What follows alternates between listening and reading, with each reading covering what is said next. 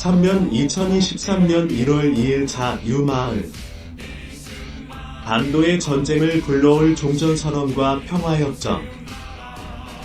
종전선언과 평화협정 체결을 왜 나쁘다 하는가? 대한민국의 좌파들이 한반도 평화를 위해 꼭 필요한 것이라며 줄기차게 외치는 구호 중에 종전선언과 평화협정이라는 것이 있다. 용어 자체는 대단히 그럴듯하기 때문에 일반인들은 물론 상당 수준의 의식을 가진 애국 시민들조차 이 위험한 것들을 좋은 것이라고 착각하고 있다.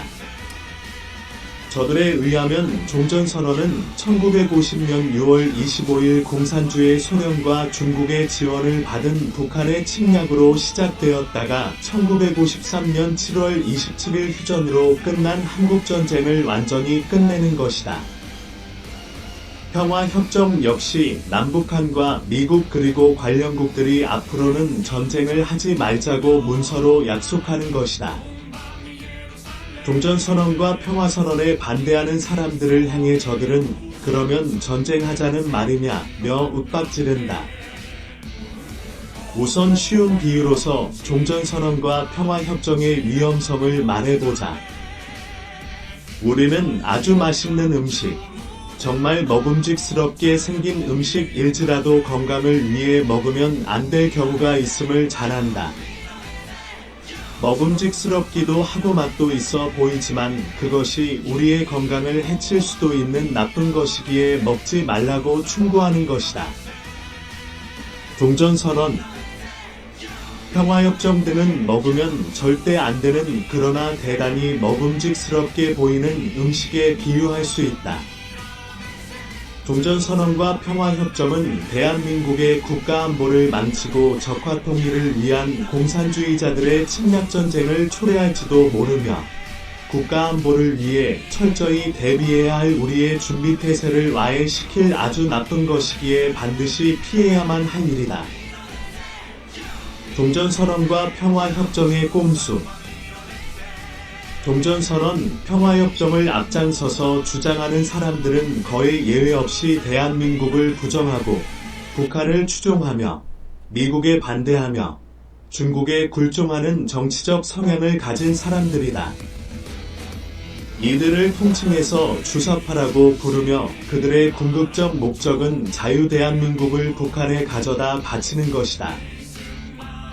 이 같은 사악한 목적을 가진 사람들이 종전선언, 평화협정 등 겉모양이 번지르르해 보이는 개념들을 들고 나와 일반 시민들을 혼동에 빠뜨리고 있는 것이다. 그들의 꼼수를 모르기에 수많은 사람들이 속아 넘어갔고 지금도 속고 있는 중이다. 2018년 4월 27일에 남북한 판문점 정상회담은 한반도 평화라는 환상의 절정을 이루었다. 저들의 꼼수에 속은 일반 국민들 중에는 정권이 바뀌니 한반도의 평화가 찾아왔다며 환호하는 사람조차 있었다.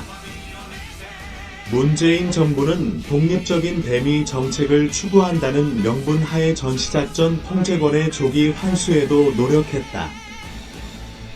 주사파들이 생각하는 적화통일의 가장 큰 장애물은 한미동맹, 주한미군, 유엔군 사령부 등이다. 우리 국민들 거의 모두가 주한미군 철수에 반대한다는 사실을 잘 알고 있는 저들은 노골적으로 한미동맹, 주한미군, 유엔군 사령부를 폐지, 철수하라고 말하지 않는다. 지난 대선에서 미군 철수를 원하는 이재명 후보를 지지한 국민들의 93.9%가 한미동맹과 주한미군 계속 주둔에 찬성하는 사람들이었다. 상당수 국민들이 속은 것이다. 그래서 주사파들은 주한미군 철수라는 직접적 구호 대신 한미동맹의 폐기와 미군 철수를 초래할 꼼수가 숨어있고 일반 국민들을 쉽게 속일 수 있는 종전선언과 평화협정을 말하고 있는 것이다. 종전선언은 6.25 한국전쟁을 끝내자는 선언이기 때문에 종전선언이 합의되면 6.25의 직접적인 생산물인 유엔군 사령부가 해제되어야 한다. 유엔군 사령부는 북한 붕괴 시 북한을 접수, 평정할 수 있는 정당성과 합법성을 가진 아주 훌륭하고 소중한 국제적 안전장치다. 그래서 북한을 살려주어야 하고 궁극적으로 북한이 주도하는 적화통일을 원하는 저들이 머리를 굴려 만든 방안 중 하나가 종전선언인 것이다. 평화협정은 종전선언보다 포괄적인 것으로 한미동맹 폐지와 주한미군 철수를 궁극적 목표로 삼는 꼼수가 숨어있다. 평화협정을 체결한 후 북한과 남한의 주사파들은 한반도에 평화가 왔으니 북한과의 전쟁을 가정하고 성립된 한미동맹은 더 이상 존재해야 할 이유가 없고 당연히 주한미군도 철수해야 한다고 주장할 것이다. 이 글을 읽으시는 독자님들은 평화협정, 종전선언에 동참하라고 부탁하는 사람들에게 종전선언, 평화협정이 체결된 이후에 한미동맹과 주한미군, 유엔군 사령부는 어떻게 되는 것이냐고 먼저 물어보시라. 그리고 질문을 받은 자들이 머뭇거리면 결코 동의해주지 마시라. 평화협정은 성공한 역사가 없다. 그럼에도 불구하고 남북한이 종전선언, 평화협정 등을 체결해서 평화를 유지하려고 노력해야 한다고 주장하는 주사파들에게 평화협정을 통해서 평화가 유지된 사례가 있느냐고 물어보시라. 평화협정으로 평화가 이루어진 사례는 국제정치의 역사에 존재하지 않는다. 19세기를 살았던 프랑스의 역사학자 빅토르 세르블리에즈, 빅터 처블리의 연구에 의하면 BC 1500년부터 1860년까지 3360년 동안 적어도 8000건 이상의 평화조약이 체결되었다. 이 모든 조약들은 모두 다 영원한 평화를 가져다 주리라는 가정 아래 체결되었지만 이들 평화조약으로 인해 평화가 지속된 기간은 평균 2년 정도에 불과했다고 한다. 1860년 이후 오늘에 이르기까지도 수많은 평화 협정들이 체결되었지만 장기적인 평화를 보장해준 것들은 하나도 없었다.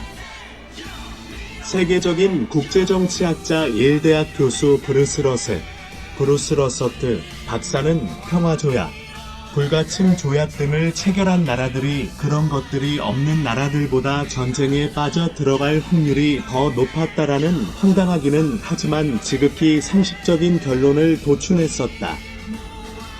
전쟁을 할 이유가 원천적으로 없는 나라들은 애초부터 평화조약을 맺을 일도 없고 불가침 조약을 맺을 일도 없지 않겠는가. 전쟁을 초래한 평화협정의 유명한 사례들, 아마도 지구 역사상 가장 황당한 평화협정이라고 말할 수 있는 것은 1928년 8월 27일 미국과 프랑스의 국무장관들인 켈로그와 브르앙이 체결한 켈로그-브리앙 협정일 것이다. 두 나라의 외무장관들은 이 협정을 통해 모든 전쟁은 불법이라고 선언했다. 이 선언에 독일, 일본, 이태리, 영국 등 강대국을 위시하여 수십 개 나라들이 동참했다. 이 평화협정이 체결된 후 꼭 10년 만에 발발한 역사상 최악의 전쟁인 2차 대전에서 가장 치열하게 싸운 나라들이 모두 전쟁은 불법이라는 숭고한 선언에 서명했던 나라들이다. 또 하나 유명한 평화협정은 1938년 9월 30일 영국의 챔벌레인 수상과 독일의 히틀러가 체결했던 뮌헨 평화협정이다.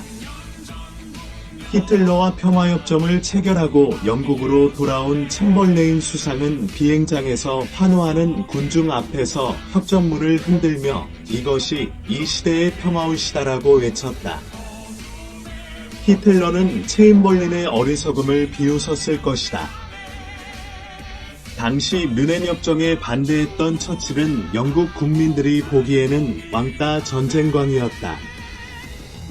1939년 9월 1일 나치 독일은 폴란드를 침공했고 뮌헨 협정은 체결 후 1년도 안 된 시점에서 휴지 조각이 되고 말았다. 전쟁이 발발하자 곧 왕따 전쟁광 처칠은 영국 총리가 되어 힘겨운 전쟁을 이끌었다.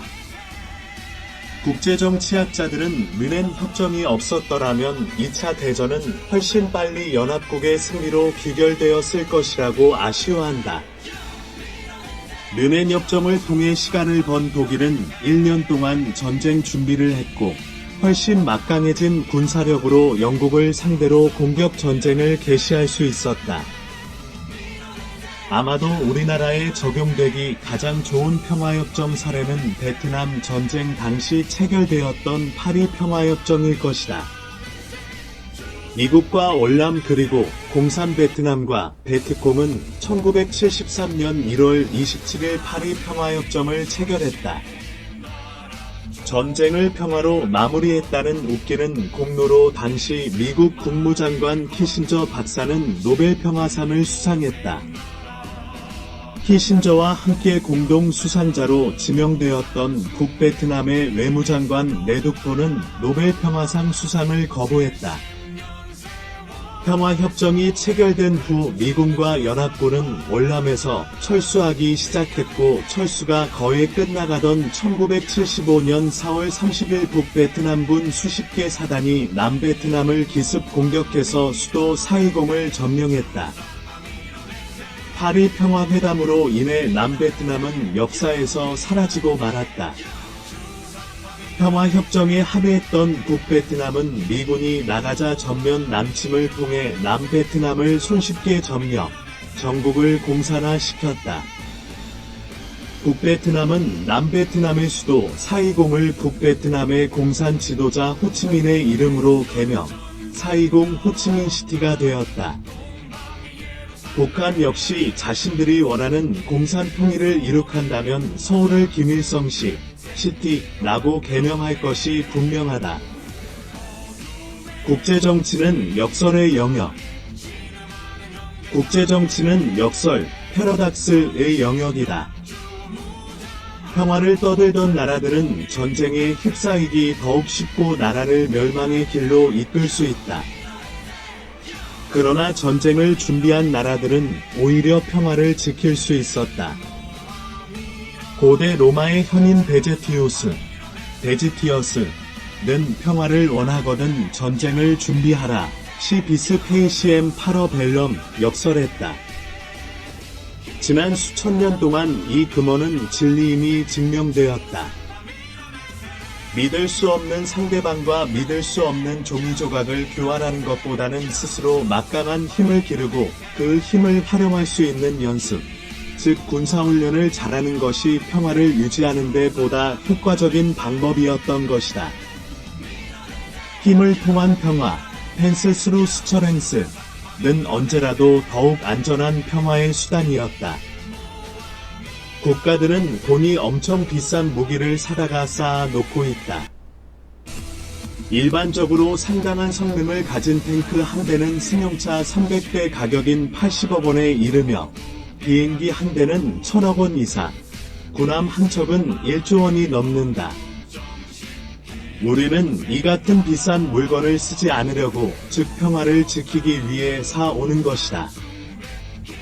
이처럼 국가안보와 전쟁의 관계는 역설적인 것이다. 암 환자에게 반창고를 바르자는 좌파들의 꼼수.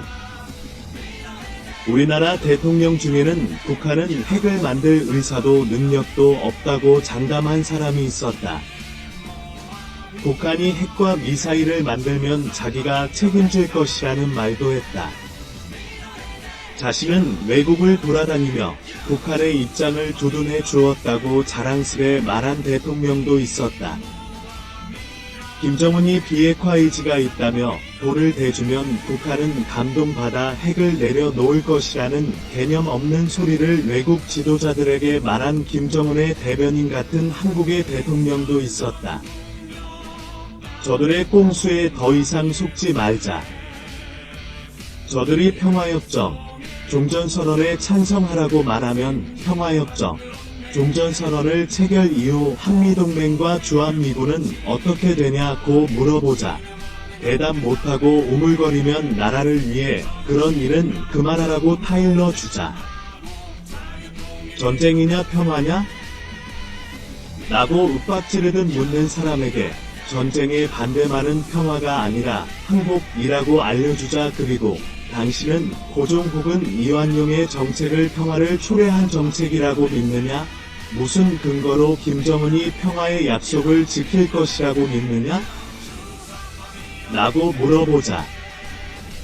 미국의 전직 외교관 미첼리스는 문재인 정권의 종전선언 노력에 대해 정치, 군사 문제들이 전혀 해소되지 않은 상태에서 종전선언을 한다는 것은 마치 암 환자에게 반창고를 발라주는 일과 같다 고 말했음을 알려주자.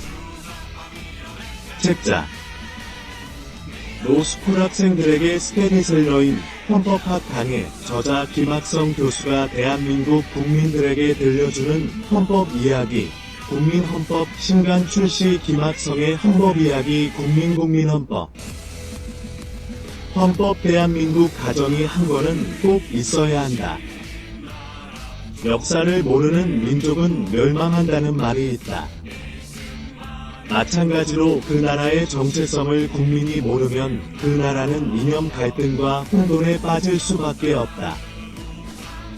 선진국들은 역사와 그 나라의 헌법을 교육과정에서 가르친다. 그 이유는 분명하다. 자유민주주의 국가에서 헌법은 국가의 근간이며 국가질서를 유지하는 유일한 체계이기 때문이다. 김학성 지음 주간 베스트셀러 S24 일반 헌법 분야 책 구입 문의 과마문몰에서 구입 가능합니다.